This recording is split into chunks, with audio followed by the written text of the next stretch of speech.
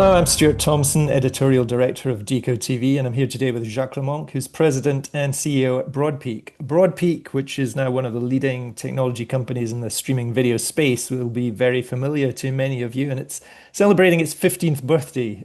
Jack is going to share some of his reflections on the journey the company has taken and the industry has taken over that time, and also what comes next. So, Jack, 15 years, can you tell us a bit about how the company started and what you saw as the market requirement around that time?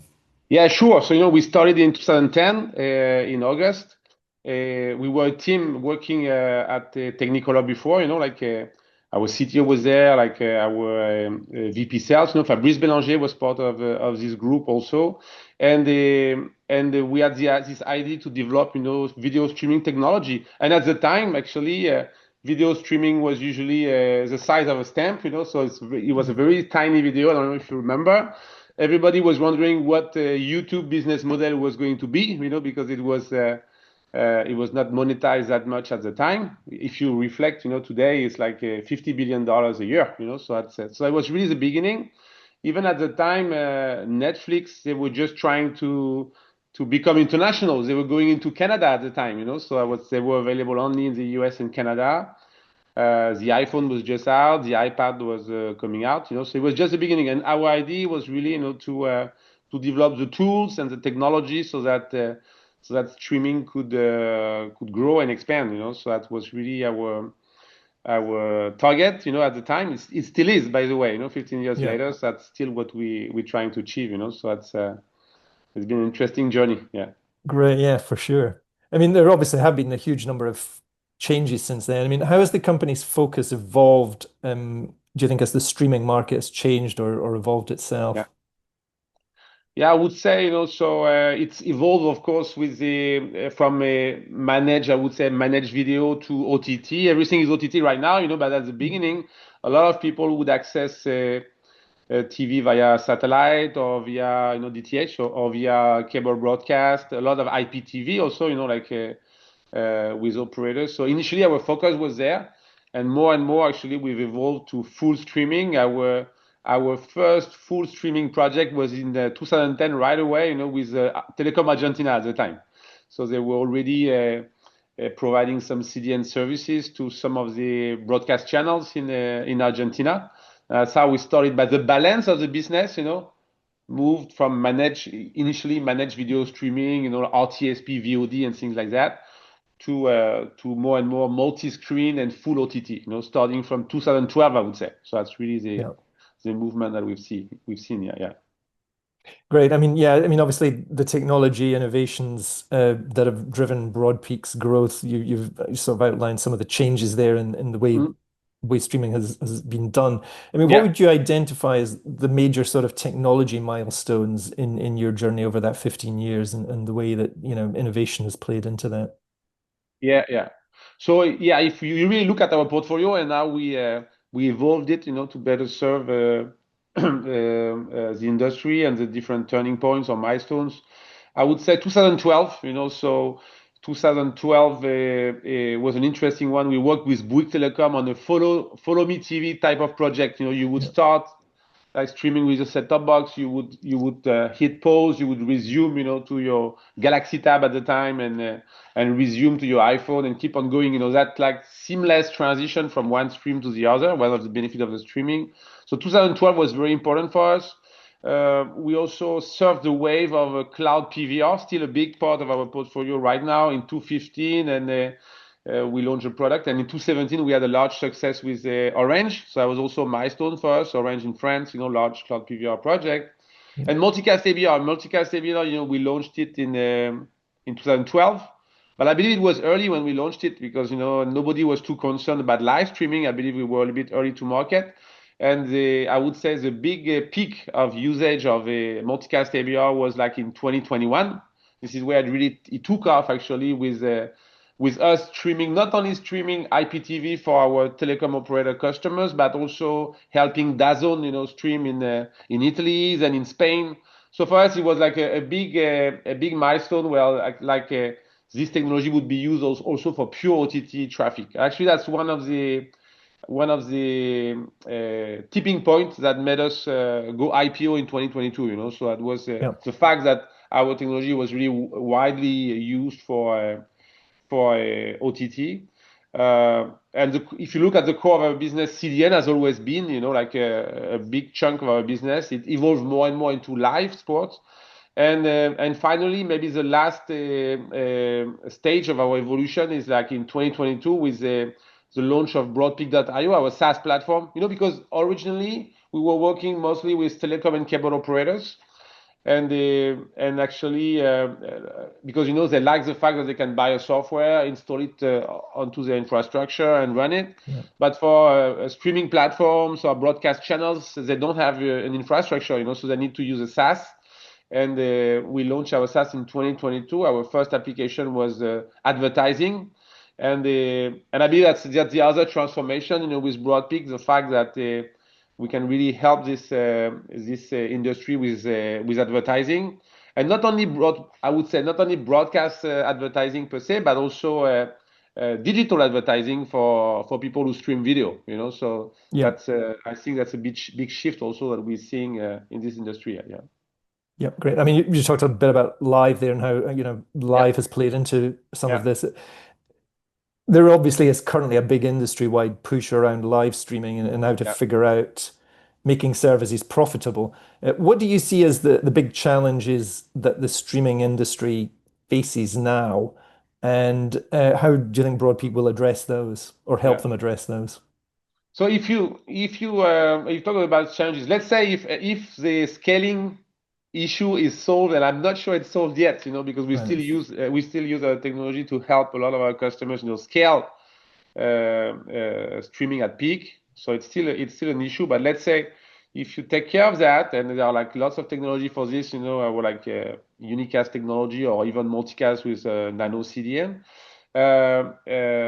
Monetization is like it's a big issue. Like first, piracy. Piracy is still a big issue, especially for sport. I don't understand it, but people are happy to pay 25 euros for a pizza and a beer, but they're not willing to pay to watch their favorite team. So I don't understand this, but I believe there are ways to make it more complicated to use piracy streams, and Yeah. and it will help actually the leagues, the sports leagues, and everybody carrying like sports monetize better. This pirate industry is huge. Like Europol, they mentioned recently that they stopped one pirate activity in Europe, of course, and that actually association was generating 250 million euros a month.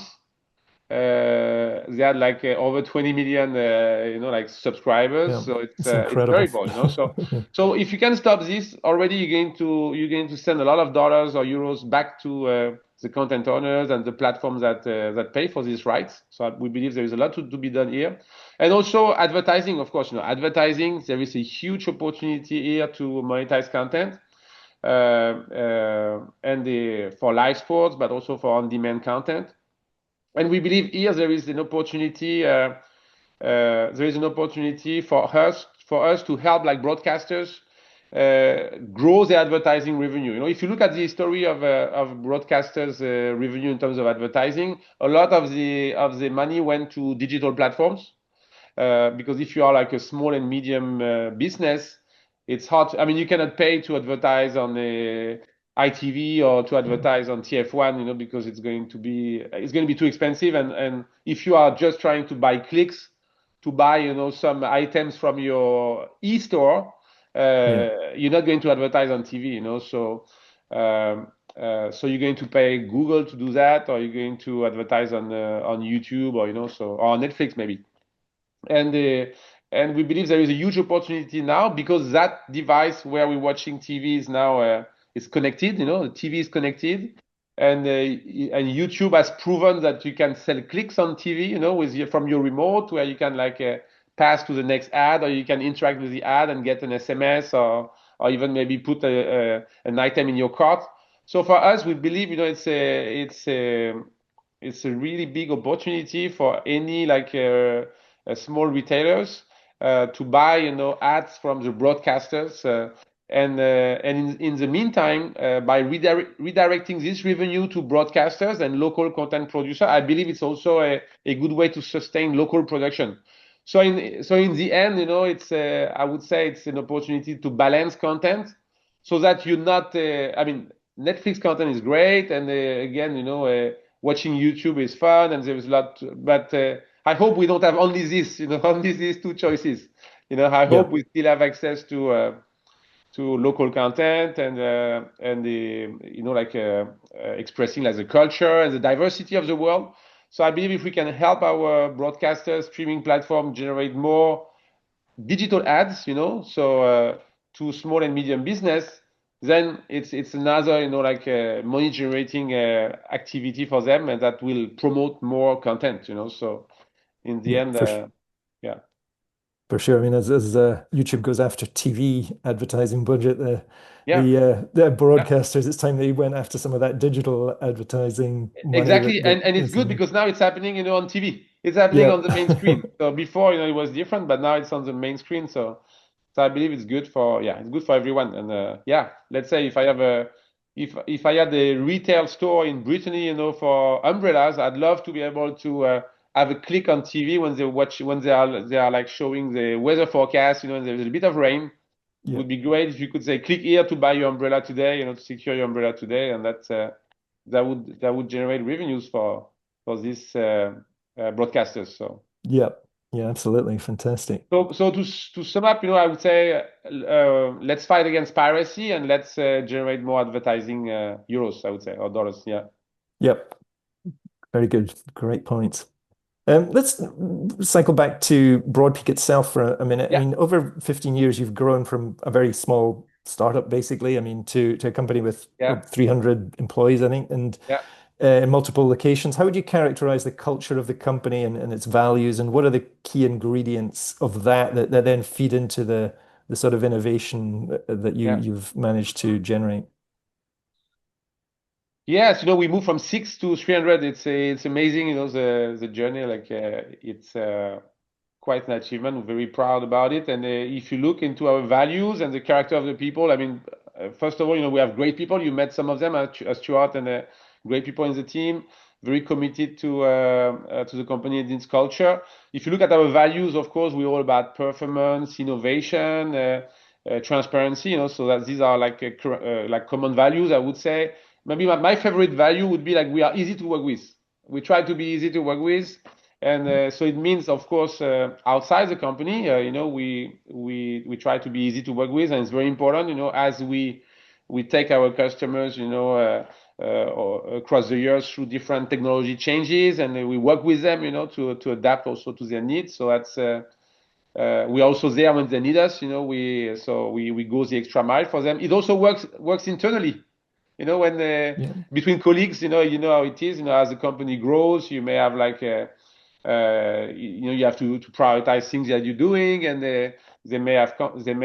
conflicts may happen, because everybody's trying to do the best, and for me, it's like a magic spell, when you're working with a colleague and you say, hey, I think we should be easy to work with, and then everybody comes back to the value, and we say, yeah, okay, let's make it happen. You're right. Let me drop this and let me work with you. So I believe that the strength of the team is really being easy to work with, Yeah. and also caring. That's the other favorite value, so caring about our customers, but also about our colleagues, and trying to make some work, the quality work, so that we keep this image of delivering high quality product, but also remaining flexible. So I believe these two that would be the Yeah. magic ingredient, I would say, of Broadpeak. Yeah.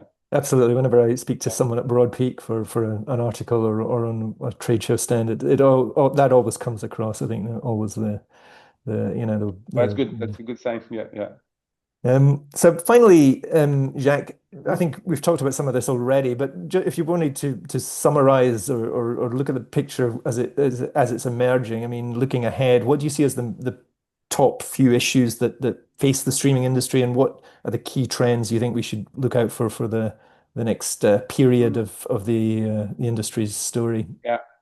Well, you mentioned it, Stuart, I believe, and we talked about, I think, sport, live content, definitely, being able to scale these live events at peak. It's no easy task. Even Netflix, Netflix, they are like the kings of streaming. For me, they're like a big reference. They've been a big inspiration for us because they made that streaming experience a quality experience. So before they touched it, it was not that great. So, but even live, they have a hard time doing it. So live will be, keep on gathering audiences, and it's very important that we're there to support it. Advertising, I talked about it. Advertising, it's also key. The fact that we could help our customers tap into digital advertising, so that's really a big shift, and I believe everybody's going there. So there is a huge opportunity there. And finally, I would say, video is eating the world. So that's everywhere, because we're seeing like the telco cable. If you look at our cycle at Broadpeak, so we started with telco cable operators streaming platform, but now more and more people are streaming, like Salesforce. Salesforce, they are a streaming platform. They tell stories about entrepreneurs, like Spotify. They're streaming music, but they will stream more and more video clip now. The sports leagues, they're going direct to consumers. Yeah. So everybody is doing video, and I believe there is a huge opportunity, for us there, and it's going to change the industry. Not talking about AI, because you probably have a lot of that throughout in your interviews, but of course, so more content to be streamed. For me, AI is going to change things in different aspects. Like, of course, going to help us, like generate more comprehensive reports for our teams running the system, but also for our customers. I believe it will also help. I was talking about digital advertising. And AI is going to make it very easy for any small and medium business to generate, a short ad, short creative for less than 100 euros, or a short banner. So it's going to make it easy for people to advertise and push their products. So it's going to be like a big enabler, I believe that, so. And of course, in our everyday, like, development, it's helping, it's saving us time. And also what we're seeing is that even for video processing things, like generating subtitles, and we had a very nice demo at IBC. So of course this is going to be pushing these trends that I was mentioning, live streaming, more live streaming, more digital advertising on TV, and that's it. I believe these are the Yeah.